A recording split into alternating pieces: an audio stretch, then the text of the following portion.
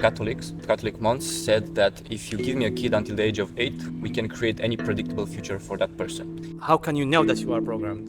And how can you break from this programming? What you put in the mirror comes back to you. Yeah.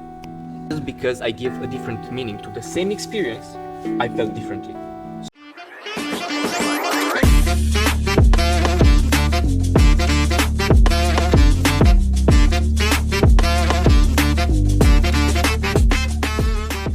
Hey guys, welcome again to the channel.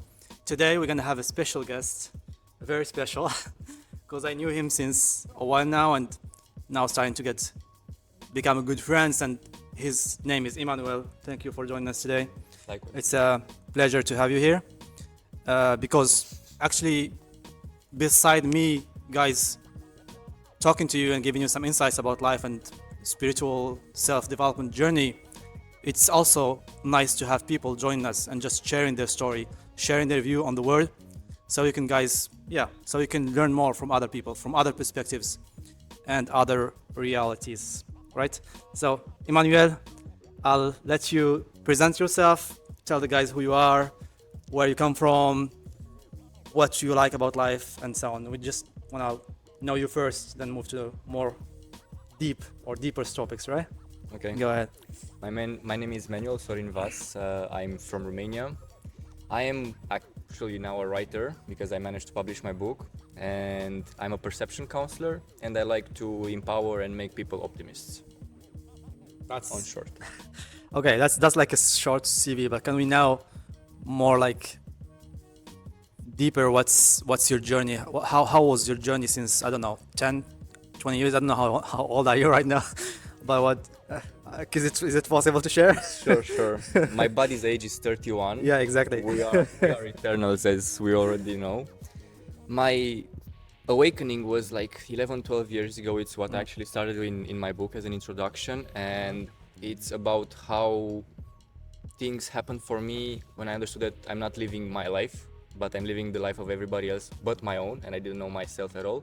So I started knocking on my inner kingdom's doors to discover who I really am, to reopen my childlike essence, to rediscover curiosity and become more intuitive. And since then, it's almost 12 years, I've went through many things. I've decided to stop repeating things so I can learn the lessons. When I see that repeating something given me specific results, I decided to go and try it in different ways so I get different results. And by doing that, I was amazed that life started to change in front of me, because I started paying attention to myself more. I started paying attention to the environment, but not losing myself anymore in the environment.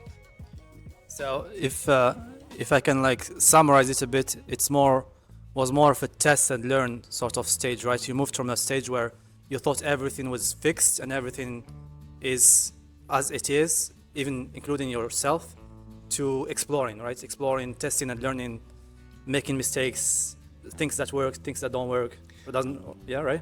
I guess more mistakes we are doing every time since we are kids. But yeah, from that perspective, I was when I was grown into the idea that I didn't have control over my character. And before my awakening, I was a lot into gaming, so I was playing other characters, so I could control something. You're more of a nerd, right? Or I passed through life without learning that much, even though I was learning, but I was in the middle. I never was on top, never on the bottom. I somehow always had the middle path energetically. But generally, yeah, this life for me was a school of lessons, literally learning everywhere, everything with every experience. And now life happens for me. I understood that it's a blessing, and things just start flowing more than trying to control anything outside. yeah, I mean, I can relate as well to my story, but this is talk about you, and so I'm gonna focus a bit more on you. What's interesting is this transition, right? When we are kids, everything is possible, right?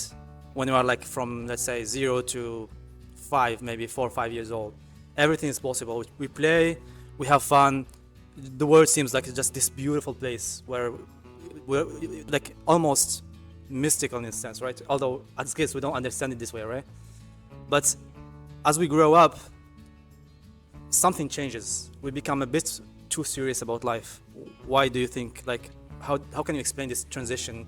And most people stay stuck in this kind of lifestyle, right? Just believing life is too serious, which creates problems, which creates them not being fulfilled as people, as persons, not knowing who they are. Why do we like have this transition toward more serious lifestyle, I would say? Well, it's quite simple if you think about it. We always are kids. It's not only between 0 and 5. But the thing is that after 8 years old, our personalities become more powerful within us. The Jesuits, the Catholic monks said that if you give me a kid until the age of 8, we can create any predictable future for that person. Because you can imprint through suggestion scenarios in a person's mind, in a child's mind, and that scenarios will grow into personalities that will repeat the same pattern of thoughts, a narrative story that will take that kid in a specific direction. Yeah. And that's why many people block themselves, because when you have a predictable future, because of the narrative story that are rolling in your mind, you cannot go into the unknown, that curiosity that we had when we were kids.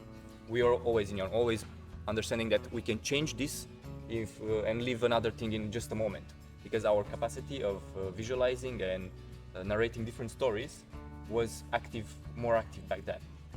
So we're like we get this sort of programming, if I may say, right? As we talk about in the channels as well.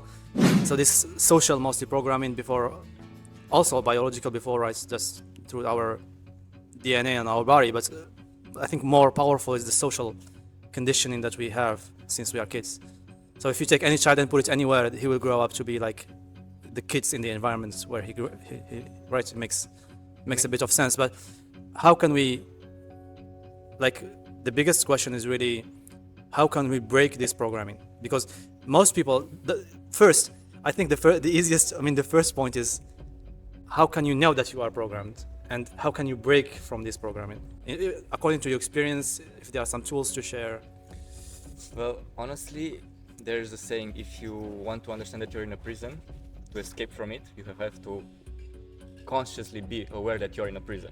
It's the same with your mind. If you have to understand that you are programmed, you have to accept that you are programmed.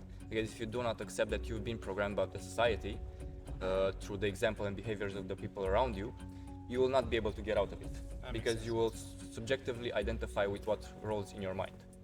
And when you do not step back to look at things objectively, you are living that movie that you're watching. You don't understand that you are the actor, but also the director of that movie. And that's why it's the predictable future. Yeah, so it starts with the step of taking consciousness that you are in a prison, in a matrix, in a program, simulation, whatever you want to call it, right? The word doesn't matter. The words in general. The language is also part of the conditioning, right? I would make a practice on that. It would be better to see yourself in a labyrinth of your own creation. Because if you see it as your own creation, you'll be able to get out of it faster, because you created it and you can create the way out. But when you see it from something, society or matrix or something that was made by outer I see what you mean. So you're talking here about a bit of a deeper topic about duality and non-duality, right? So seeing me as a subject and others as objects, mostly, and that I don't have any control over my environments because it's out there, mirrors. And I am just, where beyond the mystical side of it. Why do we need this duality? Why do I need to consider myself as a subject and you as an object? What's the purpose of all this separation, right? Well, the whole idea of what you're telling is like contrast, because you have the inner mirror, which was a cause, and the outer mirror, which is the effect. But they were divided when they pulled the attention out of the individual outside to do physical work, do mental work, not focus on emotional as well, which is within. So when you put these two mirrors together, the duality doesn't exist anymore. Yeah. Bad and good is subjective. They don't actually exist. We identify with them and we make them exist. So it's just in our mind, right?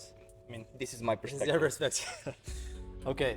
Well, let's maybe go back later into deeper topics. But can you maybe elaborate a bit on the book that you wrote? Sure. So you are an author. I am a recent author as well. So we're kind of matching on this side. But I want to understand the creative process itself. Like, first, what's your book about and how this creativity works, like, for you? Because there are different sorts of kind of creativity in different fields. But what do you think about the concept of creativity, which is very I'm not sure if it's very human, to be honest, because also animals are creative in a certain way, but we have certain deeper, I think, sort of creativity. So Well, I'm going to start with the last question. yeah, We are actually all of us are channeling information. We are taking information from the informational field around us, and then we express it through our being. The thing is that for me it started. just on that, because it's not easy for people, I think, to understand. So what you're saying is that everything is around us, but we are like a radio station, right? Yes. We just receive signals. Yes, we tune in. But we also submit signals, right? Or Honestly, you can submit something until you clear your mind and you are aware that you are the one submitting it. Okay. Because if you are not cleaning all the noise in your mind, how do you know which one it's you? Until it's blank, like the pulse when you're dead. yeah, Then you can see, okay, I'm doing this, oh, I'm doing this, oh, I'm doing this. And then you are being able. once you are conscious, totally conscious about what you're projecting, right? Because it's like a bit like, I mean, I am from scientific background, so I'm IT engineer originally. And so I think people who may know a bit about radio, like magnetism and so on, it's also like similar, like the signal, sort of signal. There's signal and there's the noise, right? And if the signal is too mixed with the noise, you can detect the signal, which is what you're saying more or less, right? If the noise there's too much noise, you can't submit the right signal to the environment. True, but that noise also is received from the surrounding. Everything that we hear in our mind are honestly telepathic messages. Because we are aware of everybody else, because we are everybody else. And this mental capacity, it's like neurons firing together. So when you think of someone, maybe you had this experience, and next day you meet or they call you or Yeah, I know. connections. But we don't see it, and we're gonna come back to that. So Okay. just on your book, let's go for it. Okay, sure. So you can take a look at it. Yeah, so Constitution of the Inner Kingdom up. That's Yes. for people who may be interested in reading about. Just explain to us what's the concept and. Well, the book breaks all patterns. Yes. It's written differently. It's not a story. It's an empowerment movement of 4 years of work, in which it started like a challenge. I wanted to write 1 sentence or 2 per day to start consistently building my creative side, until I started writing my first volume and second and third, and I put them all together. Okay. So I started to write like what I wanted to become as I already became, what I wanted to achieve as I already achieved, what I wanted to have as I already had. But in a spiritual way, in something profound, in something that's empowering. So I started doing that little by little, and then creativity started to spark in. And if I would have a conversation with someone, or I saw a word in a song or in a movie that sparked my creativity, I just took my notebook and started writing. Because energetically, I was downloading that information, an image, from just a small input of data. And then I was expanding it into something that's empowering. Yeah, so I had sort of the same experience.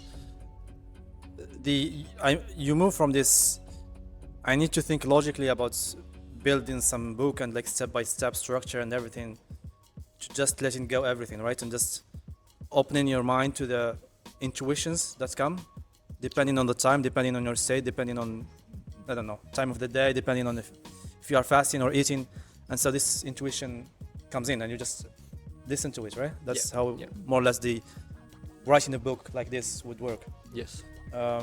But okay, so give us some, like, I don't know, your favorite pages, or how do you want us to read it, or just I don't have some a ideas. favorite page. Or you can read some passages if you want. But I can randomly, if you have a question, Yeah, we can let's do that. Yeah, sure. You can ask a question on which you would like, but in that case, I would ask you to read.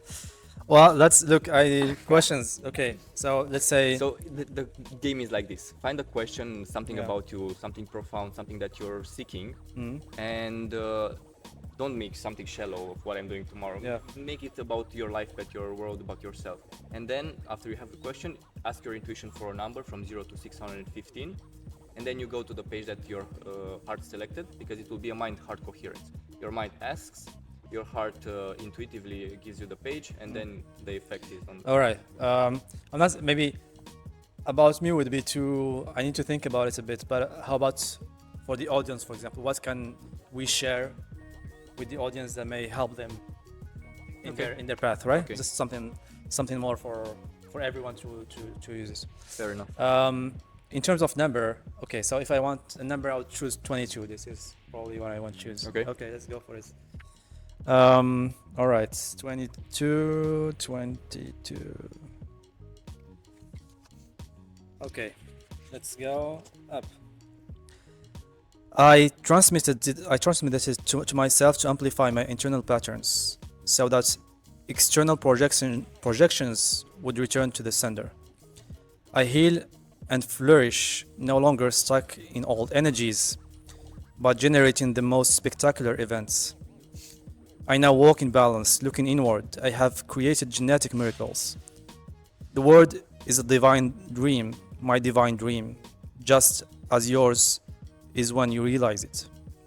Inside, I have found a guide, and that is the heart. Honored to tell you that there will be, or there you will find magic. Right there, attention was born. I can no longer forget that I am the cause that comes from the heart as attention. The heart has many subtle layers, not just the limited concepts we learned in anatomy at school. It is the source from which attention was born. I am open to the infinite resources, thriving as a whole. A high vibration spiritual being having a human experience in a denser vibrational plane. I have the power to change by changing the story every day. Together, we started. We weaved something great, and with love, I watch it prosper. I give my creative expression to everyone. Today, I am the reason someone feels love, feels happiness inside. We allow ourselves to see abundance happen, and with a pen, the dream instantly manifests.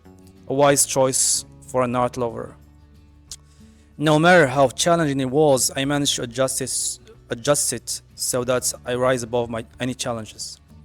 I know that I am a work of art, a masterpiece, and a work in progress. I choose to look higher and higher. My smile is my business card, the signature that comes through a conscious choice. An infinite power that I transmit when my eyes smile. A man lives much longer when he is calm. The freedom I have to choose my state makes me unstoppable in the blessing that I have chosen. Okay. So it's this is all about the heart, right? So, and this is funny because I don't know, like let's say 10 years ago, when I just finished my studies and started working. Till that point, I was very into the scientific paradigm, right? Very rationality, or the rationality of the Western world, mostly Europe and the USA, and even Japan and Korea and other parts of the world. What's your view on this? Us being rational, being scientific, and not mixing weird stuff with what science actually says. What's your view on that? Like, Well, from my perspective, this game we are playing live, it's what you will seek, you will find. So every time in science they're seeking to prove something, they will find the information to prove that something. But in the same time, they are denying other things from the wholeness of who we are. It's a part through which we grow, but it's not all of it. So it's something that we can accept and we can raise ourselves, but we shouldn't take it as our absolute truth.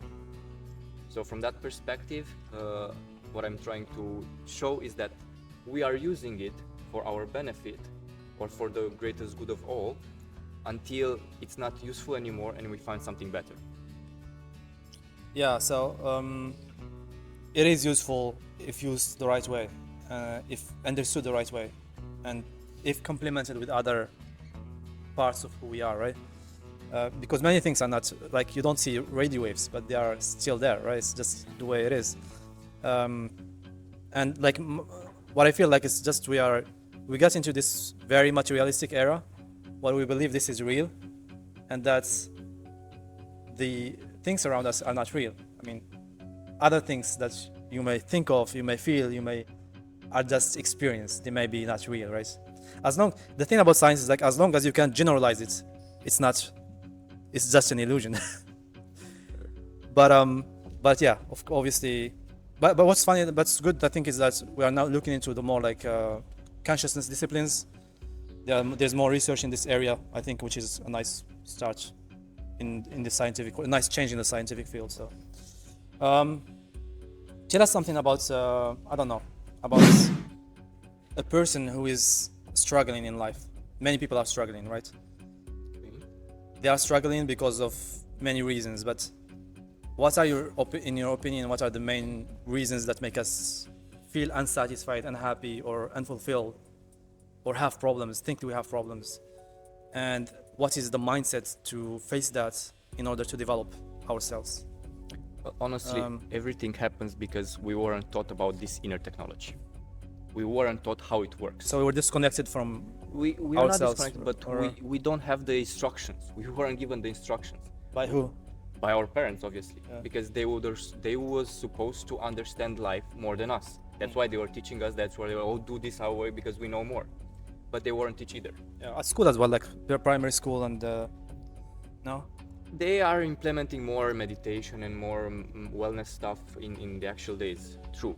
But what I'm talking about, more understanding how to discern. How to discern if what's happening, it helps you or not towards what you want to do in life.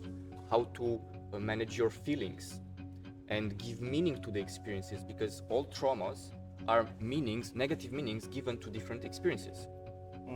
And how to channel your thoughts, how to clear your mind, how to improve your focus. Stuff that it's about our inner technology, and if you from a young age start playing with them and understand how to use them, everything will fall into place for you, because you'll understand life is a blessing, everything happens for you. What you put in the mirror comes back to you. Yeah. And these things, if honestly would have been taught to us when we were like 2-3 years old, when we started to understand and absorb faster things from the environment, the world would be totally different in the moment. Yeah, I mean, it's there is like, what's the issue? Like, just they're trying to put more data. That's, for me, it's like survival, right? Our parents, or mostly the older generations, sort of were focused. Either they did not know themselves, that's very big, very probable assumption, or, in my opinion as well, is that they were focusing on our survival. It's just basic instinct. Like, I have a kid, I need him to be well, I need him to have a good job, I need him to succeed in society, right? And the definition of success in our society today, I believe you agree with me, it's different from what is the real success as a personal being.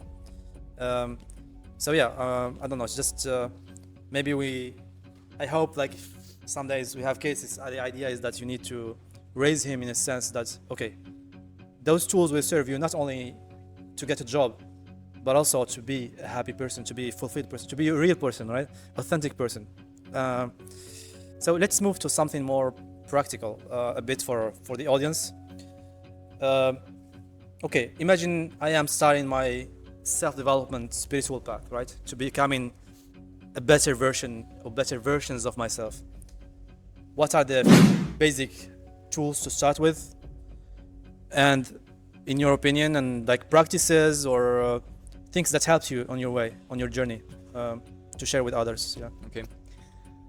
Actually, this year I looked onto patterns. I wanted to see what happened when I actually succeeded and what have I done in several times.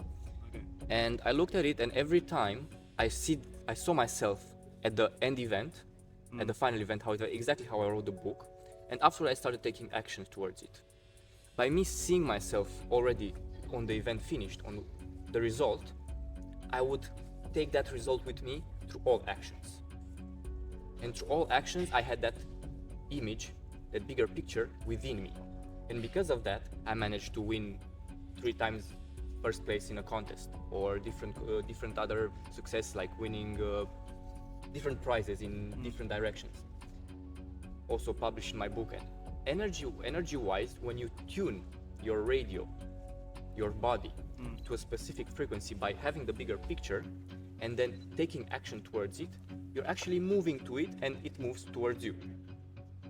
This is one of the best tools I've used, and anybody could use So it, really. just to understand, because I'm trying to visualize it here.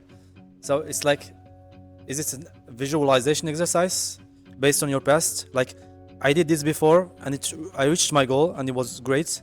Then you use the same sort of pattern in the next steps. Without the past. For example, let's say you want to have success being an influencer. Yeah. You see yourself there. And now you take action, you record, you go talk with people, you make content, and then you share. By doing this, by having first the image where you want to become, it's like putting your GPS address. Yeah, so like you're projecting, like projections, right? Like just having the goal in the eye and in front of the eyes, visualizing the goals, right? And then it's like draws you there, right? In a sense. I see. Yeah, it's very. I think maybe I use it without necessarily thinking about it, but yeah, true. It's very important. Imagine using And what's funny? It's funny. Like I ask my students, which is very, very deep stuff. But I ask them like just close your eyes, and imagine there is an apple, and then maybe the audience can do it, right? Just close your eyes for a second. There is an apple, and the apple is in a dark room, and the apple is turning slowly. So turning. The apple is red, then at some point when it's turning, it turns blue, then turning green, etc. So it's just, then they open their eyes and like, okay, was the apple real or not? And most of them like, no, it's not real. Like, I mean, but was the apple real? I mean, for me it was real, right? For you it was real if you try the exercise, right?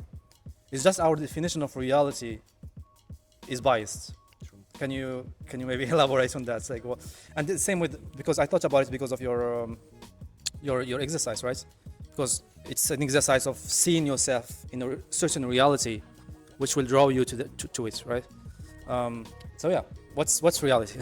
Well, there's a saying that the mind doesn't perceive what's imagination or what's real. It's because there's no difference between reality, visualizing and imagining, or dreaming. It's one piece. It's the same experience. We are dreaming constantly. We give more power to this reality that we are perceiving because our attention is more outside into this. That's why we are focusing more on the outer mirror and people are like sleeping as we're seeing because we are watching the movie. We're only watching the effect, but we took the divine out, the cause, which it's within. And because of this thing, we are wanting to go back home, to reconnect cause and effect. But we are always both of them. We are multidimensional being. We are here and here as well. And when you're dreaming, you're living in literally other worlds. Yeah, I mean, it's very, very good. I like the word of focus, right? You're pushing your focus out. That's why you are living out. I mean, you are living distant to people and like object subjects kind of dualism. But once you understand that everything happens then you're like, oh, so I am everything, right? That's how it works a bit. Kind of become whole. Yeah, that's a good technique as well. So every time, remember the cause. Like it's just in science as well. We have signal, right? When you see a signal, whatever you see, there is, for example, you see me, right? But when you see me, it's just the signal. Ultimately, you don't see me here. Yeah, I cannot. Yeah, no, but really, like you can't see me here. I'm just what you see me inside, right? It's just inside. It's a projection. True. This is just a signal. And may I make a parenthesis about it? We've been told in anatomy that the signal, when it comes, it flips. It flips, right? It flips, yeah. Now close your eyes. Do you see me flipped? Do you see how through one projection, through kids repeating it when they were young, they made them believe that they're not the cause, because the outside flips the image within, but when you do it, that it doesn't flip. But you believe when you were young taught that, and through that creation, through that example, you do not believe you're the cause anymore, because the outside tells you it flips within you. But we didn't question it, we didn't discern if it's true or not. Yeah, we didn't even when you are a kid, you're like just, you learn whatever others tell you. You're still not mature enough to... You need the tools. If you're taught to discern at a young age, you can change everything, because you will discern, okay, does this help me? You just put it in balance. If only this tool is given in schools, in kindergarten, whatever, in the young age, you will be able... Which tools? Like the... Even publics, everywhere. If just a tool. Okay, have not a teacher, but in the beginning of each day, start telling kids, Start discerning. Yeah, give them some like mind exercise, maybe not meditation deeper, but like just focus exercises. Because they need consistency. You can Yeah. improve anything through consistency. And you agree that the mind, and we're gonna talk about. I mean, I have a talk coming with also with a Putar, which is a Buddhist monk. I really enjoy talking to. The idea that either you control your mind or the mind controls you. Do you agree with that? Like, it's like a tool, right? It's like a horse. Either you're riding the horse, or just like a dog. It's like either you're taking the dog on leash, or it's the dog who's pulling you, right? True. So yeah, it's a bit like that. So It's a tool until you master it. Until you don't master it as a tool, it's your master. exactly. Exactly, which justifies, by the way, the many people complain, I think, and like about being lazy, not being able to do things. The word "I can't" is just your mind telling you "I can't." It's just, it's just like you believe in your master, which is your mind. I mean, more or less. All right. All right, Emmanuel. Very insightful so far. I'd like to go into something that's also very dear to my last years, which I think helped me during my journey, which can be considered as a tool, right, or as a way of expanding. We are surrounded by noise. Most people live in big cities, young generations mostly. Big cities, which means a lot of noise, a lot of stimulus around, making us believe that the movie is outside and not inside, right? So can you elaborate on the idea of going out to nature and just being alone and going on this path in a sort of alone way, just exploring yourself on your own? How does it work? What's the point of having nature around and silence and meditation and all these practices? Sure. Yeah. Well, going into nature is prioritizing yourself. Prioritizing yourself to change the way you feel, to become more relaxed, to get out of fight or flight mode. Because when you're in noise and everything is just coming at you, you're in fight or flight. You're just not relaxed. Yeah. When you're relaxing your nervous system, you're getting in a state that is more peaceful. You feel more better. When you feel more better, you're more productive. So going with yourself in nature without input, without getting information, not reading a book, just being with yourself in your silence, in the surroundings and hearing the nature itself, wind, birds, everything, it gives you the opportunity to just lower your tension. And by lowering your tension, you're actually putting yourself first. And when you prioritize yourself and you start investing in other people's story, but invest in your own, everything shifts, because you are the one supposed to invest in your story. You're one in a trillion, there's nobody like you, and in the same time, nobody else invests in your story, because everybody else is focused either on their story or on the surroundings. Yeah, right. I mean, absolutely right. It's just giving more priority to yourself, to your path, Yeah.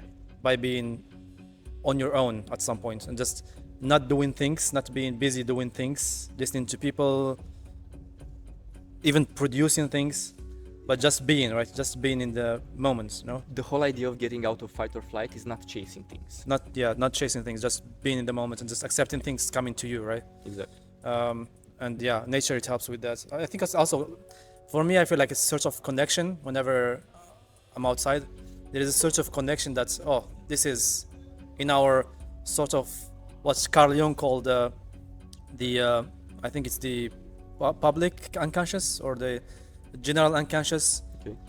Well, meaning that you are connecting with your past, sort of, not as a human, as you, even if you are born in a city, but as your past, like all your past history, all the information out there, which is built over millions of years, right? So cities were just modern things, just few centuries, for a few, I don't know. It's a deep subject also. When I started discerning for myself, I started doubting everything, question everything, if it's real or not. I don't know if this space exists, I haven't been there to experience it by myself. If I accept it from a suggestion that comes from somebody else, it's not my reality, it's not my experience. Makes sense. Okay, well, let's wrap it up because it's gonna be otherwise too long.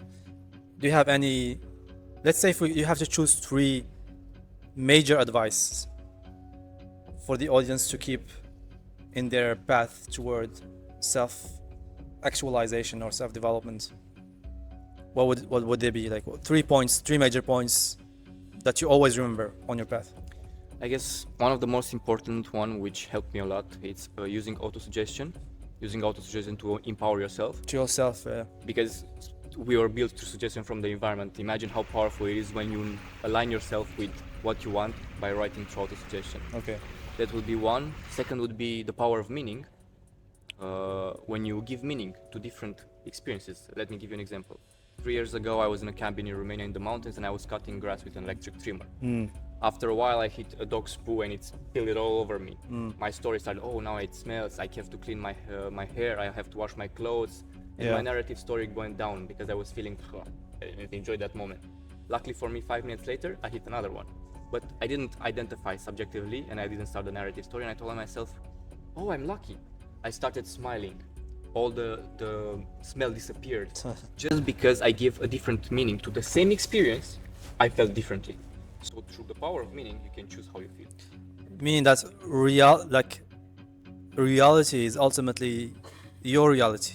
You build it, right? You construct it. There is no such thing as things don't have meaning by definition. It's just you give them whatever meaning you choose to, right? Everything you choose, you're right. Yeah. From that point of view, because if I was right when it was smelling, I was right when I was laughing. Yeah, you're just constructing. But through a different narrative, I was feeling differently. So the power of meaning has a huge capacity for you to change the quality of your life. Yeah. Yeah, but I like this one. Last one maybe. Last one, prioritization. Stop chasing for me as an individual. I always fall in love since a young age. I was loving, let's say, every pair of eyes of each girl I was meeting, and I was chasing outside love. Yeah. When I started prioritizing myself a year ago and I started loving myself, I didn't need any more relationships. I would love one, but I didn't need one anymore. Yeah. And that changes everything. You go from a paradigm of needing to just accepting and be in the moment, and whatever the world throws at you, you're okay with it in a sense, right? Yep. Like just live in the moment without any stress or need, because ultimately I believe that all the unhappiness and satisfaction, what we call dukkha in Hinduism, like this suffering, right? The suffering inside, it just comes from me not being satisfied with me, right? Just I need something to complement me, right? It's like creating Whether out it's of human lack. or an object, huh? Creating out of lack. Exactly. Okay, well, Emmanuel, thank you so much. Thank you for sharing some sentences of the book, Constitution of the Inner Kingdom. And yeah, I'll see you around in Barcelona at some point. Guys, hope you enjoyed this podcast, and I'll see you in the next video. Bye-bye. Ciao.